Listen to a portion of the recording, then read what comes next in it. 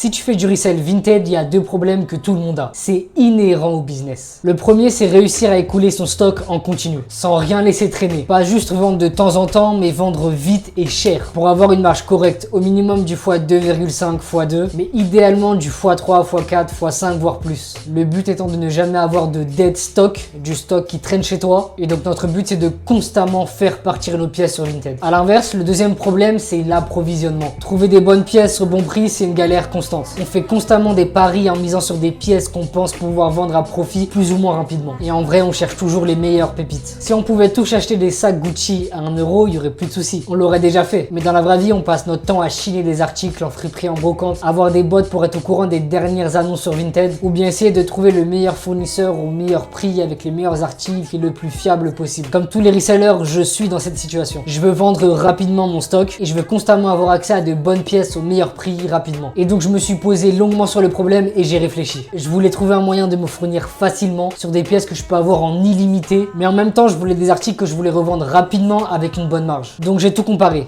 Friperie, brocante, fournisseurs, bots, même des grossistes en physique à Aubervilliers. Je me suis renseigné, j'ai essayé de trouver les meilleures solutions, comment les magasins physiques font, comment les plus grandes marques de e-commerce font. Et donc j'ai commencé à tester, creuser, tenter différentes approches. Et c'est là que je me suis rendu compte que AliExpress cochait toutes les cases. T'as un choix immense d'articles, les prix sont peu chers comme ça vient de Chine et c'est facilement négociable avec le volume. Quand t'as des articles best-sellers, tu peux les commander à l'infini super simplement. Et surtout, vous allez peut-être pas me croire, mais j'en ai fait un business sans risque. Oui, j'ai bien dit sans risque. Tu ne peux pas perdre d'argent si tu fais les choses bien. Et donc maintenant que tu as tout le contexte, que tu sais comment j'en suis venu à vendre du AliExpress sur Vinted, je vais te dire tous les avantages concrets que cette méthode apporte. Ensuite, bien sûr, je vais être le plus transparent possible, je vais te dire tous les inconvénients qu'il y a. Et si tu suis bien cette vidéo jusqu'à la fin, tu sauras comment trouver tes propres articles, comment les tester, comment les vendre et surtout comment éviter toutes les erreurs de débutants. C'est parti, on commence. Premier avantage, tu as juste à faire les photos une seule fois. Sur AliExpress, tu peux recommander les mêmes articles à l'infini. Du coup, quand tu repostes la même référence, tu n'as pas besoin de refaire les mêmes photos. Comme dans la seconde main par exemple. Tu as juste à faire un bon shoot une fois, un shoot stylé, propre. Ensuite, quand ça se vend, tu as juste à le reposter encore et encore. C'est un gain de temps énorme et ça te permet de te concentrer sur ce qui fait réellement la diff. Choisir de nouveaux produits et les tester. D'ailleurs, on y vient, tu peux tester les articles avant de les acheter. C'est vraiment un gros avantage. Tu peux tester les articles avant de les acheter en les mettant sur Vinted, avant même de l'avoir commandé. Par exemple, tu peux prendre une photo dans les avis AliExpress de l'article que tu veux tester, tu le mets sur Vinted et ensuite tu as juste à voir si ça se vend ou pas. Je le répète et je vais le répéter, pour valider un test, il faut attendre que l'article se vend.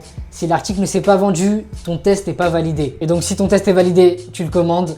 Sinon, t'as rien perdu. Troisième avantage, tu ne prends aucun risque. Alors oui, je t'ai dit que tu peux les tester avant de les acheter. Mais ce que j'ai pas dit, c'est que quand tu achètes sur AliExpress, tu as 14 jours pour renvoyer les articles. Donc si ça se vend pas, t'as juste à le renvoyer. Donc vraiment, je te le dis, si tu fais les choses bien, tu ne peux littéralement pas perdre d'argent sur ce business. C'est pas possible. C'est pour ça que je dis que c'est la meilleure méthode d'achat-revente Vinted pour commencer. Quatrième avantage, les prix sur AliExpress, ils sont déjà bas. Mais une fois que tu commences à recommander le même article régulièrement et toujours en plus grosse quantité, tu peux négocier, ce qui peut considérablement augmenter tes marges. Cinquième avantage, c'est vraiment un resell qui est fait pour tout le monde. Tu peux revendre ce qui correspond à ton style ou ta passion. Tout simplement parce que tu peux vendre ce que t'aimes. T'as bien en gothique, Y2K, t'aimes bien la pêche, ou ton truc c'est plus les consoles, tu peux revendre de tout sur Vinted. Et sur AliExpress, tu trouves de tout. Résultat, tu peux plus facilement te démarquer, tu ne vas pas vendre les mêmes articles que tout le monde. Et simplement le fait d'avoir une connaissance dans un style ou dans un domaine, une passion, tu peux le monétiser. Et enfin 6, le marché est immense. Il y a des milliards de références d'articles sur AliExpress.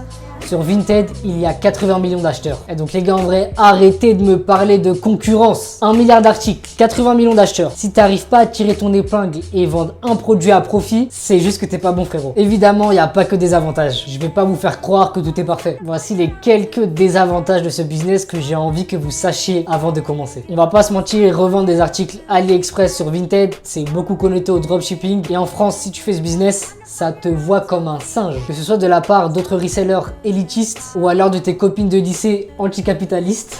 Mon gars, je te jure, tu le dis à ton entourage, ça va te voir comme un bon gros singe. Mais on s'en fout, il y a de l'argent et ça t'empêche pas du tout de vendre. Tu vas aussi recevoir quelques messages sur Vinted de personnes qui te disent « Oh, tu crois qu'on n'a pas vu que tu fais du AliExpress ? oh t'as pas honte, etc., etc. Encore une fois, ça t'empêche pas du tout de vendre, mais je veux être 100% honnête avec toi. Ensuite, t'as les photos. C'est à la fois un avantage, mais ça peut être un challenge. Alors ouais, c'est un gain de temps énorme de faire tes photos qu'une seule fois. Mais le truc en fait, c'est que comme c'est des vêtements sans marque, tu ne peux pas te contenter de juste prendre l'article, le mettre au sol et rajouter une plante. Non mon gars, il faut vraiment vendre l'article dans les photos. Donc quand c'est des vêtements, tu fais des belles photos portées. Et quand c'est des produits un peu utilitaires, il faut des photos du produit en action. Et bien sûr, moi j'arrive à faire des photos pour par exemple des robes et plein de vêtements de femmes sans même avoir l'article. Sauf que quand t'as pas les bonnes méthodes, c'est compliqué. Et enfin, 3, tu auras énormément de favoris. Vous allez peut-être et sans doute pas me croire, mais les articles AliExpress, qu'est-ce que ça fait des faves? En fait, comme tu fais des excellentes photos et que les articles sont un peu tape à l'œil, avec facile 4-5 articles, tu peux tourner à 200 favoris par jour. Donc tu es obligé de prendre Clems. Si t'es intéressé, il y a mon affiliation, je vais prendre du bif dans la description. Ça te fera un gain de temps énorme. Donc quand tu le fais à la main, je te mens pas, c'est grave compliqué, mais quand tu le fais avec un bot, c'est un gain de temps énorme. Donc ouais, Désir, t'es bien marrant, tu m'as dit les avantages, les inconvénients, mais comment je fais concrètement? Comment toi tu peux commencer ce business aujourd'hui? C'est très simple. Écoute-moi bien et applique. Il y a des gens, je leur dis des phrases, des mots qui sont importants et qui vont les sortir de leur tête. Là, je vais te dire une méthode simple. S'il te plaît, écoute chaque phrase, chaque consigne et applique. Donc c'est simple, tu vas sur AliExpress et tu essaies de trouver des articles. Moi ni toi sommes des magiciens. On ne peut pas deviner si un article va se vendre. Donc il faut le tester. Comment tu fais pour tester? Tu vas dans l'article, tu vas dans l'annonce et tu trouves des photos du produit en action, ou si c'est des vêtements, des photos portées. Tu peux généralement en trouver dans les avis. Ensuite, ce que tu fais, tu modifies le fond. Attention, là c'est un peu tricky, il faut que ça paraisse naturel.